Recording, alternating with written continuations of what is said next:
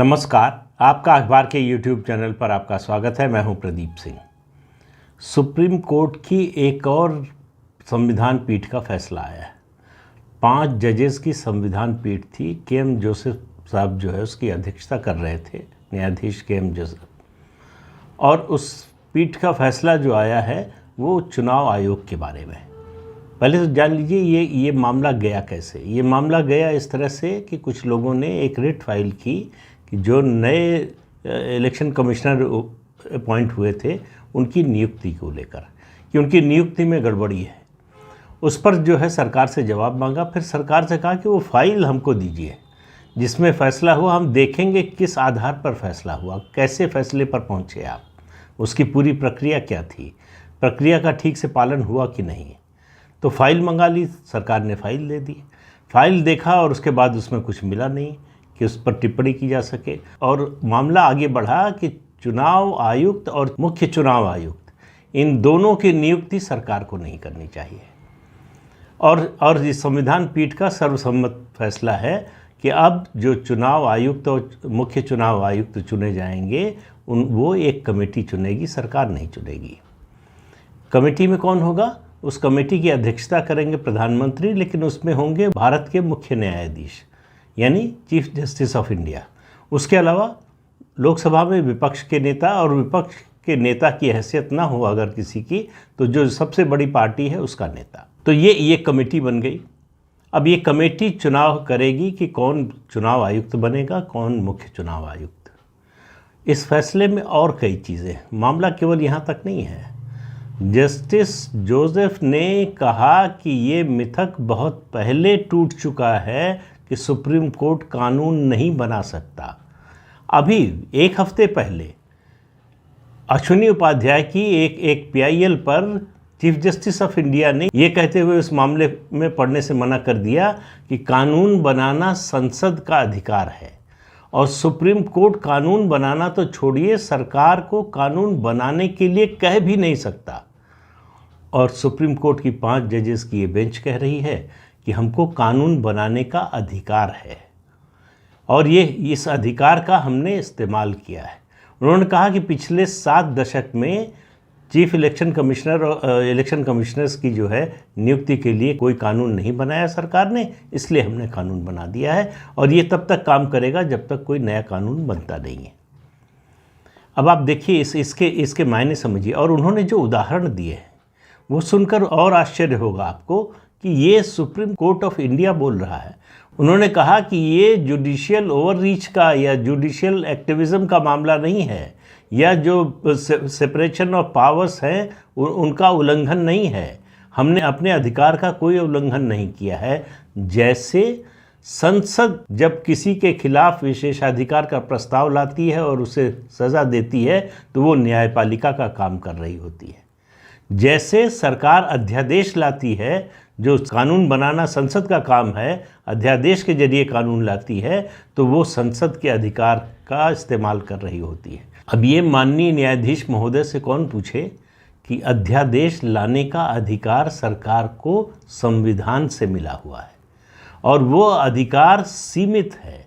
अध्यादेश आने के बाद संसद का जो भी पहला सत्र होगा उसमें 30 दिन के अंदर सरकार को न केवल विधेयक लेकर आना है उस विषय पर, बल्कि उसे पास भी कराना है। ये बाध्यता है। ऐसा नहीं कि सरकार ने ऑर्डिनेंस बना दिया और वो कानून बन गया। और ये सब कुछ सारी व्यवस्था संविधान ने दी हुई है। दूसरा, संसद अगर किसी के खिलाफ विशेषाधिकार हनन का प्रस्ताव लाती है और जो है उस पर सज़ा देती है, ये अधिकार भी संसद को संविधान से मिला हुआ है। तो न्यायाधीश महोदय बताएं कि कानून बनाने का अधिकार कहाँ संविधान ने दिया है सुप्रीम कोर्ट को, और अगर दिया है तो सुप्रीम कोर्ट के चीफ जस्टिस और तमाम जजेस क्यों बार बार कहते हैं कि कानून बनाने का अधिकार हमको नहीं है। संविधान में कानून बनाने का अधिकार सिर्फ और सिर्फ जो है संसद को है। तो ये हो क्या रहा है? देश में सुप्रीम कोर्ट जिस तरह से व्यवहार कर रहा है उससे ऐसा लगता है कि उसके पास न्यायपालिका के अधिकार तो हैं ही, एग्जीक्यूटिव और लेजिस्लेचर के भी अधिकार हैं। तो ये अधिकारों का अतिक्रमण नहीं, अगर ये जुडिशियल ओवररीच नहीं है तो फिर क्या है? अब ये जो सवाल हैं इनका जवाब आना बड़ा ज़रूरी है। अगर न्यायपालिका, कार्यपालिका, विधायिका तीनों के अधिकारों का अलग अलग होना उनके कार्यक्षेत्र में दूसरा अतिक्रमण न करे तो इन सवालों का जवाब आना बहुत ज़रूरी है। सुप्रीम कोर्ट ज़्यादा से ज़्यादा कर सकता था कि सरकार को ये सुझाव देता कि संविधान में ये व्यवस्था है कि चीफ इलेक्शन कमिश्नर और इलेक्शन कमिश्नर की नियुक्ति के लिए कानून बनना चाहिए, तो आपको कानून बनाना चाहिए संविधान के मुताबिक। लेकिन खुद कानून बना दें, जैसे सरकार को अध्यादेश लाने का अधिकार है एक तात्कालिक व्यवस्था के लिए, वैसे सुप्रीम कोर्ट को ये कतई अधिकार नहीं है कि जब तक सरकार किसी मुद्दे पर कानून नहीं बनाती तब तक सुप्रीम कोर्ट कानून बना देगा और वो देश का कानून बन जाएगा।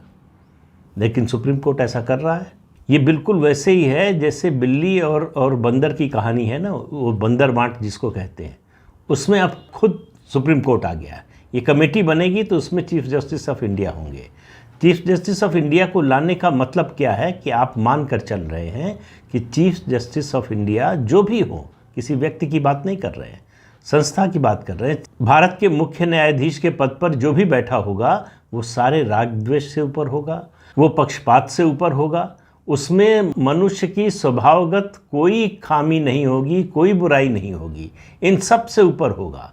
मतलब वो उसका दैवीय रूप होगा, जिसकी कही हुई बात जो है गलत कभी हो ही नहीं सकती है।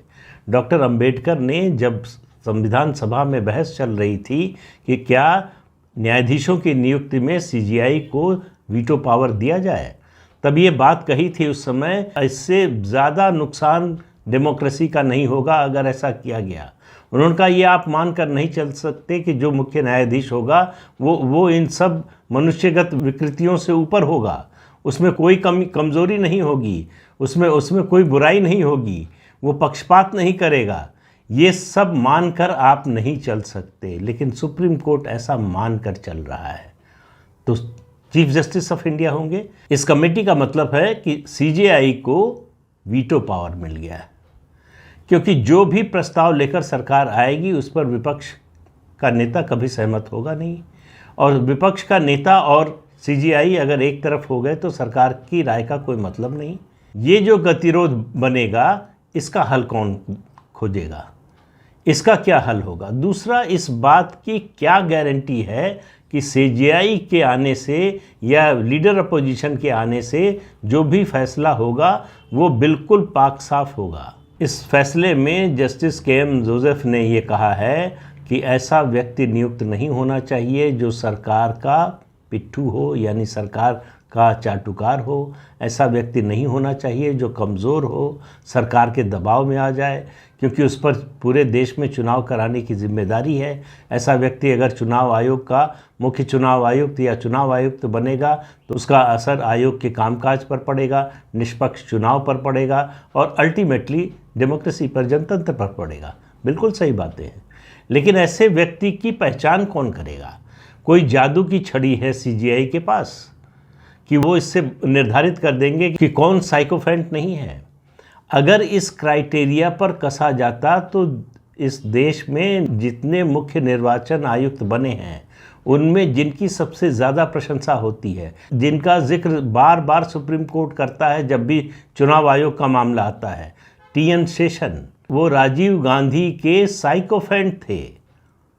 ये बात पूरा देश जानता था। तो उस क्राइटेरिया पर तो टी.एन. शेषन कभी मुख्य चुनाव आयुक्त बनते ही नहीं। सवाल इसका नहीं होता है कि कौन व्यक्ति सरकार में रहा है या दूसरे पद पर रहा है तो क्या किया है। सवाल सिर्फ इसका होता है कि जब उसको किसी संवैधानिक पद पर बिठाया जाता है तो उसके अंदर का चरित्र कैसा है, कैसे काम करता है। ये बात पहले से आप निर्धारित नहीं कर सकते, पता नहीं लगा सकते। केवल एक सूची नामों की आ जाएगी, उसके आधार पर आप कैसे तय कर लेंगे कि ये व्यक्ति मुख्य चुनाव आयुक्त या चुनाव आयुक्त बनने के बाद सरकार के प्रभाव में नहीं आएगा? इसकी गारंटी कौन लेगा? तो माननीय न्यायाधीशों को बहुत ज़्यादा चिंता है पारदर्शिता की। बड़ी अच्छी बात है, पारदर्शिता होनी चाहिए, जीवन के हर क्षेत्र में होनी चाहिए। तो यही पारदर्शिता आखिर न्यायाधीशों की नियुक्ति में क्यों नहीं होनी चाहिए?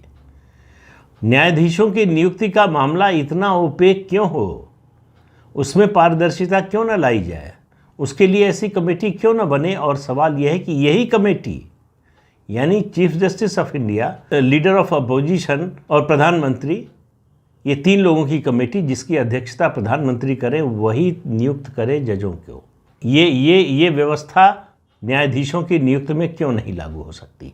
अगर ये इतनी पारदर्शी व्यवस्था है, अगर इतनी प्रभावी व्यवस्था है, अगर इससे अच्छे लोग ही छन कर आते हैं, ऐसे विश्वसनीय लोग आते हैं जो संस्थाओं के मूल्यों की रक्षा करते हैं, जो जनतंत्र की रक्षा करते हैं, ऐसे लोग आएंगे इस कमेटी से, तो फिर जजेस की नियुक्ति के लिए इस कमेटी का उपयोग क्यों नहीं किया जाना चाहिए? दरअसल चुनाव आयोग की निष्पक्षता पर सवाल उठाकर माननीय न्यायाधीशों ने पूरे चुनाव आयोग को कटघरे में खड़ा कर दिया है। और बड़े आश्चर्य की बात है कि जो लोग मुख्य चुनाव आयुक्त रह चुके हैं वो इस फैसले का स्वागत कर रहे हैं। वो मान कर चल रहे हैं कि अपने समय में उन्होंने बेईमानी की, अपने समय में उन्होंने जो है निष्पक्षता से काम नहीं किया, अपने समय में उन्होंने संविधान के मुताबिक काम नहीं किया और इसमें बदलाव की ज़रूरत है। ये बदलाव की ज़रूरत सिर्फ इसलिए महसूस हो रही है कि इस समय देश के प्रधानमंत्री नरेंद्र मोदी हैं।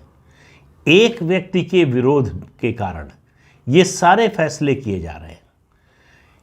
उस व्यक्ति को ये अधिकार न मिले, प्रधानमंत्री नरेंद्र मोदी को मुख्य चुनाव आयुक्त और चुनाव आयुक्तों की नियुक्ति का अधिकार न मिले, इसके लिए ये किया जा रहा है।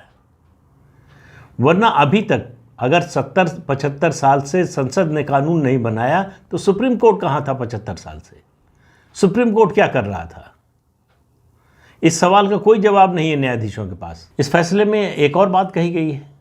कहा गया है कि चुनाव आयुक्तों का जो शॉर्ट टेन्योर है यानी छोटी कार्यावधि जो है वो चुनाव आयोग की स्वतंत्रता पर प्रभाव डालती है, प्रतिकूल प्रभाव डालती है। अब माननीय न्यायाधीशों से कोई पूछे कि ये 20 दिन, 30 दिन, 35 दिन, 45 दिन के जो चीफ जस्टिस ऑफ इंडिया बनते हैं वो क्या न्यायपालिका की स्वतंत्रता पर सवाल नहीं उठाते? आखिर क्यों कोई मुख्य न्यायाधीश 15 दिन और 50 दिन और 45 दिन और 70 दिन के लिए बने? क्यों नहीं मुख्य न्यायाधीश का कार्यकाल भी निश्चित किया जाए जैसे बाकी और मामलों में किया गया है? और सबसे बड़ी बात, अगर इस व्यवस्था से पारदर्शिता आती, अगर इस व्यवस्था से उस संस्थान पर सवाल उठने बंद हो जाते। देखिए सवाल कौन उठाते हैं? जो उसके फैसलों से पीड़ित होते हैं, जो चाहते हैं कि फैसले उनके मन मुताबिक हो, नहीं हो तो उनको एतराज़ होता है। यही व्यवस्था है चुनाव के लिए सीबीआई के डायरेक्टर की और वर्षों से चल रही है। अगर सुप्रीम कोर्ट ये देखता, सचमुच गंभीर होता, तो ये देखता कि एक व्यवस्था जो सालों से चल रही है सीबीआई डायरेक्टर की नियुक्ति के लिए और सीवीसी की नियुक्ति के लिए, तो इस व्यवस्था से नियुक्ति होने के बाद सीबीआई पर सवाल क्यों उठते हैं? क्या सीबीआई की निष्पक्षता पर सवाल नहीं उठता? क्या सीबीआई के दुरुपयोग का सवाल उठना बंद हो गया है? क्या सीबीआई डायरेक्टर सरकार के इशारे पर काम कर रहा है, ऐसे आरोप लगना बंद हो गए हैं? तो इस बात की क्या गारंटी है कि इस व्यवस्था से जो मुख्य चुनाव आयुक्त या चुनाव आयुक्त चुना जाएगा उस पर यह आरोप नहीं लगेगा, उसके खिलाफ ये अभियान नहीं चलेगा? तो ये शुद्ध रूप से जुडिशियल ओवर रीच का मामला है।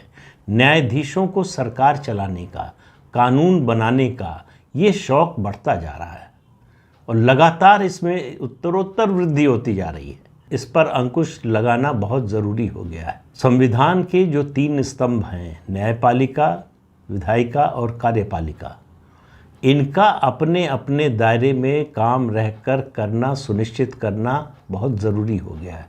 वरना इससे जो अराजकता पैदा होगी वो देश के लिए बहुत ही खतरनाक होगी। इस फैसले के जरिए मेरी नज़र में सुप्रीम कोर्ट ने अपनी गरिमा गिराने का काम किया है और रास्ता खोला है एग्जीक्यूटिव और लेजिस्लेचर से सीधे कन्फ्रंटेशन का। इस फैसले का मतलब है कि सुप्रीम कोर्ट चाहता है कि 2-2 हाथ हो जाएं विधायिका और कार्यपालिका से। अब विधायिका और कार्यपालिका कैसे रिएक्ट करेंगी पता नहीं। राजनीतिक दलों का, जाहिर है विपक्षी दलों का का रिएक्शन आया है वो इस फैसले के पक्ष में है, लेकिन सत्तारूढ़ पार्टी और सरकार में सन्नाटा है, चुप्पी है। इसका मतलब कुछ होने वाला है, इसका मतलब कुछ होगा ज़रूर। क्या होगा इसका इंतज़ार करना पड़ेगा। तो इस अंक में इतना ही। अगले अंक में फिर मिलेंगे किसी नए मुद्दे के साथ। तब तक के लिए अनुमति दीजिए। आपसे अनुरोध है कि चैनल देखिए, शेयर कीजिए, लाइक कीजिए और सब्सक्राइब ज़रूर कीजिए। नमस्कार।